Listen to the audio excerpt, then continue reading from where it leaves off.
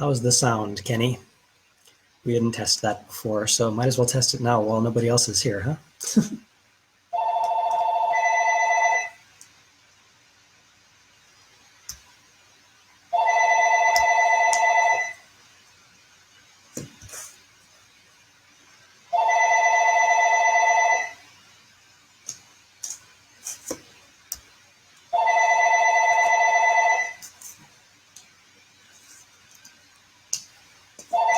Excellent. Oh, so far you're the only one on here, so. Oh.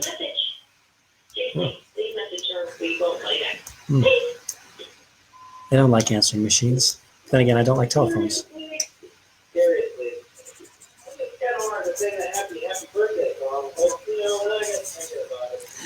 I'll be right back.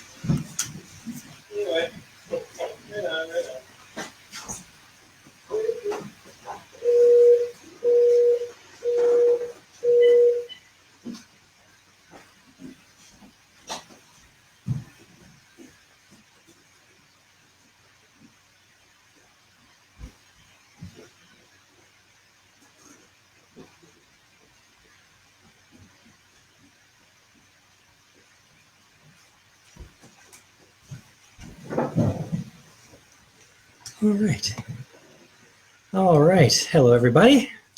We'll get started here. Again, I'm Dr. Chris Knutson, classical naturopath, and today we're going to be talking about the metabolic system. In specific, we're going to be talking about the metabolic triangle, which is the organizational system, I guess you would call it, of the liver, pancreas, and thyroid. A lot of people don't realize that these three organs really work in concert. And so that's what we're going to be talking about a little bit as we go forward tonight. So I'll try and keep it simple, not too overly technical. And so to start with, I guess we'll, moving some notes here. We'll start by talking a little bit about the specific functions of the liver, pancreas, and thyroid and how they control the metabolic system. And then we'll go into how they work together and how you can start fixing some imbalances as they arise in that system. So to begin with, as we know, the liver helps us to assimilate and break down our food. It does this as we're consuming our food, digesting it in the stomach, breaks down, enters the small intestine. As the food gets assimilated, it gets sent to the liver where it gets broken down further for dissemination through the other parts of the body. The other thing it does is produce bile, and it stores a lot of nutrients, great deal of nutrients for the body as a reserve. If the liver was not storing these things in times of crisis, the body could actually run quite low on very specific nutrients, especially vitamin A, vitamin D, and a lot of other necessary nutrients and minerals, including potassium. Sorry, I got ahead of myself a little bit there. I do that every once in a while, my apologies.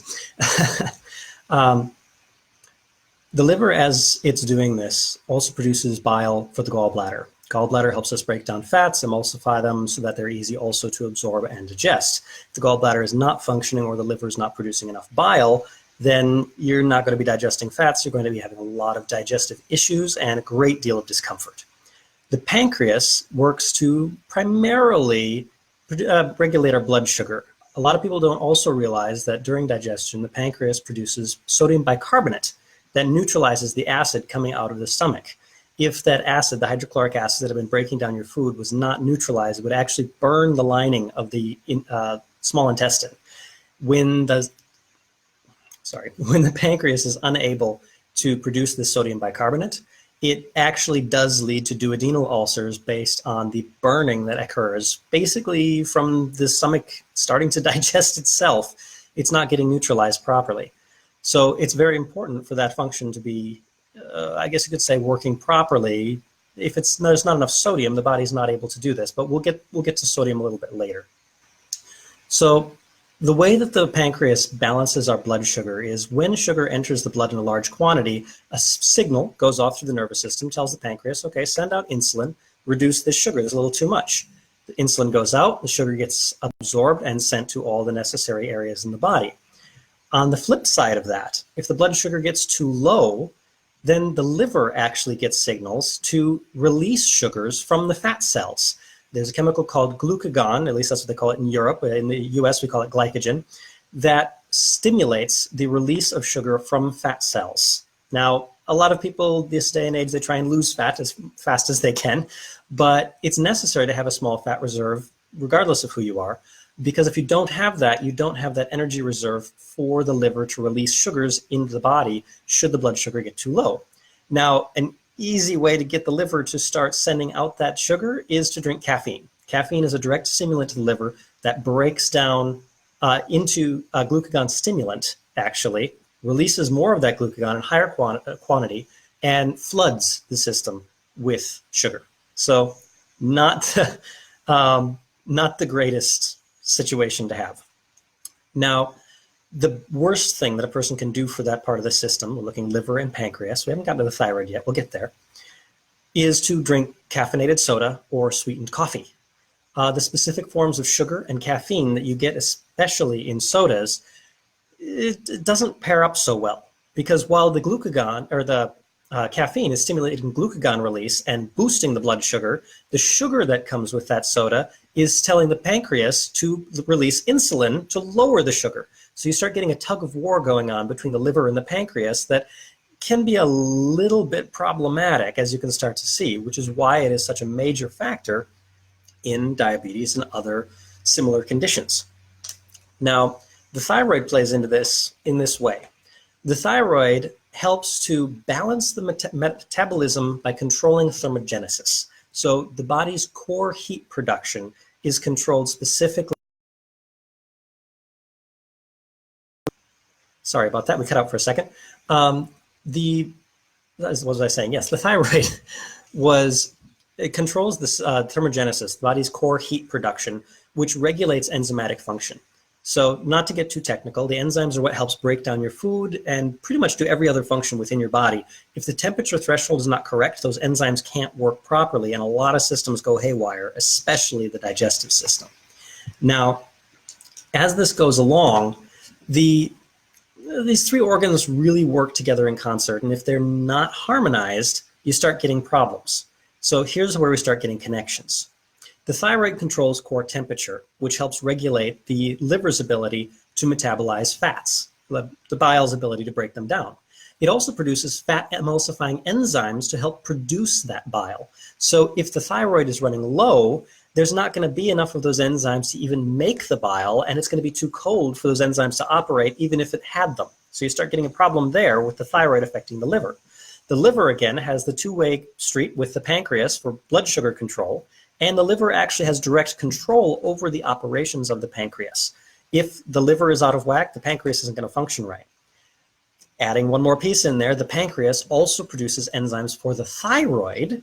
You see, we're going to go full circle here, that helps it absorb and metabolize iodine and break down various toxins in the blood. So if one of those three is not working, none of them are going to work. You're going to get a cascade effect that's going to start tipping all of those scales off. If a person pays attention, they'll notice a lot of people who are hypothyroid, especially if they're on thyroid medication, often have a very difficult time metabolizing fats. A lot of them have to go on various fat emulsifying enzymes, oral enzymes, things of that nature to help them digest fats properly, or else they get a great deal of discomfort. Now, the reason for that, like we just said, if the thyroid's not running right, the liver can't properly produce bile, the fats don't get broken down, and they cause a great deal of discomfort as they ferment and solidify further on in the system. And so you start seeing how these things play together. Now, there's a couple of very simple ways. If a person knows one of these organs is out of whack, there's a few simple things that immediately a person should do to start bringing these systems back into order and balancing out this metabolic triangle. Because again, if one of them's out, all of them are out. If you start bringing one back in, chances are the others will start realigning themselves as well, bit by bit, because you can't just treat one of these organs. If one of those three, liver, pancreas, or thyroid, is off, they're all going to be.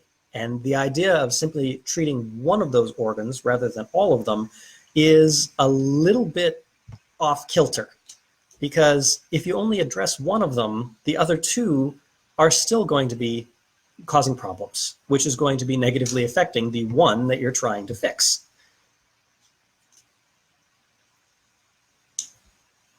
Oh, look at that. Looks like I'm on the wrong Facebook. Well, oops. Well, we're almost finished with this now. So we'll finish this up for you guys that are watching here. So basically how this lines up is if the thyroid is off, immediately you want to start fixing the thyroid. And that's not necessarily thyroid medication. Now, I'm not telling anyone to go off it if you're on it, but we want to start actually looking at the health of the organ. Now, the best way to do that is kelp and iodine. A lot of doctors will tell you don't use iodine with the thyroid, and if they're talking liquid oral iodine, I agree with them. It can irritate the thyroid and cause further problems. However, if you consult with your healthcare practitioner, especially an alternative practitioner, you'll find out there are several transdermal iodine forms that you can actually use through the skin. This goes straight into the blood, straight to the thyroid, and doesn't negatively affect it in most cases. The other thing to utilize is kelp. Kelp helps feed the thyroid and, helps feed the thyroid and give it the nutrients necessary to keep going. Basically gives it the nutrients necessary to absorb, uptake that iodine, and start improving that thermogenesis and the production of those enzymes that we were talking about, especially for fat emulsification, etc. Now, so for thyroid, fairly simple things that a person should look at right there. Again, kelp, iodine, other sea vegetables, good saltwater sea fish, which is going to give you iodine, pretty much any good iodine source that's not iodized table salt. Iodized table salt isn't very easily metabolized by the body, and that form of iodine can be too rough on the thyroid. So I would avoid iodized table salt. If you want a good salt, go for pink Himalayan salt or the Celtic salt. Those are good options. Even the real salt brand from Utah is also a very good option. I would avoid iodized table salt. For the liver, you want to start stimulating its proper function. First way to do this is to stop drinking the caffeine.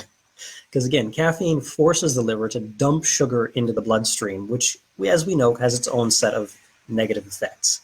Now, by reducing the caffeine intake, you can allow the body to start calming down from that excess sugar production. You also need to help the pancreas balance out. Now, removing the caffeine, removing excess sugar, that's the first thing you do always. That's the easiest way to start. Next, what you want to look at is you want to actually help feed the liver. Easiest way to do this is to start using supplements like milk thistle, bitter green vegetables. It's spring now, and so we're going to be getting a lot of bitter green vegetables, dandelion, yellow dock, things of that nature, especially in the Midwest here, but all over the country. You get those fresh spring greens, and even such standard greens as endive or arugula are really, really good for the liver because they have that bitter component. If a person looks into it, they'll find that most of the foods that are best for the liver, the most beneficial, tend to be the bitter foods. Now, as Westerners, we tend to like sweet and salty foods. We don't tend to like bitter flavors, and so we don't often gravitate to those foods. Even at a restaurant, arugula is not usually the first thing we go for. It's kind of bitter, kind of peppery. Some people like it, but a lot of them don't. So the main thing is to start incorporating those bitter herbs, those bitter vegetables into the diet, whether it's as salads or throwing it in smoothies or even taking some of these things as supplements. Always beneficial to help, balancing out the liver, feed the liver, and stimulate its proper function. Another thing you can do for the pancreas is cinnamon. Now, standard cinnamon that you find is okay, but what you really want to go for is what's called true cinnamon or cinnamomum verum. True cinnamon usually comes from New Zealand or parts of Sri Lanka. It's not as flavorful as the cinnamon we use as a spice, which is cassia cinnamon. The true cinnamon is a little less flavorful, but far more powerful medicinally. It does this, it stimulates the pancreas to help balance the insulin ratios and lowers insulin resistance. Now, a person has to take it for quite a while to start noticing some real effects from it, but any little bit helps. There's a number of different things like cinnamon. Cinnamon's probably one of the best that you can use to start balancing and feeding the pancreas to help balancing those blood sugar ratios. Even those two things just on their own, milk thistle and cinnamon, along with those bitter greens, can start helping balance out that pancreas and liver assemblage. Now, again, add some sea vegetables into that, whether it's kelp, kombu, dulse, any of those things that you like. Sushi is great. You can start balancing and feeding the thyroid along with these things. Now, you start seeing how we're building these together and how they start interacting with one another. Now, A couple of things a person wants to think about when you're adjusting your diet in this way is if you are a big caffeine drinker, going cold turkey off the coffee, tea, soda, whatever it is actually not the best idea. The reason for that is if you go cold turkey off a caffeinated beverage, especially if you're drinking large amounts of it every day, you'll actually can shock the body. Because if the body gets very used to having a large amount of caffeine and sugar every day, especially in the form of sodas or sweet coffee drinks like you get from Starbucks or Caribou or things like that, removing those immediately can actually shock the body by removing that stimulus too quickly. Now, while I'm not for soda or those sugary coffee drinks, you don't want to bother the body in that way, because by doing that you can actually cause more problems and more irritation and sometimes discomfort even in the liver, and which can cause some digestive upset if you go off these things right away. Many people, when they go off caffeinated beverages, immediately notice constipation. If they go off cold turkey, a lot of people get constipated. The reason for that is the liver also helps keep the bowel peristaltic action functioning. And if the liver suddenly seizes up and decides it's not going to do its thing anymore, the bowels also go on strike. And so, again, you don't want to shock the body. You want to go off these things gently, and over a week or so, wean yourself off those caffeinated or sugary beverages, and your body will be much happier in its transition. Because, again, causing an instant cold turkey stop of any of these things can actually cause more harm than good. So you want to allow the body to adjust itself gradually, take a week or two, move off it slowly, and then you can really start hammering on the new, good, nutritious foods, whether, like we say, it's the greens, the herbs, the supplements, things of that nature. Now, another thing to keep in mind with the liver, thyroid, pancreas assemblage, this metabolic triangle, is keeping the body warm. And this is kind of where the hothouse, the ceramic heater, comes in, is because, again, thyroid controls thermogenesis, which is core heat production. If the thyroid is running low, the body is going to be running cold. If the body's running cold, your digestive system isn't going to work right. The enzymatic functions in the body aren't going to be working on par.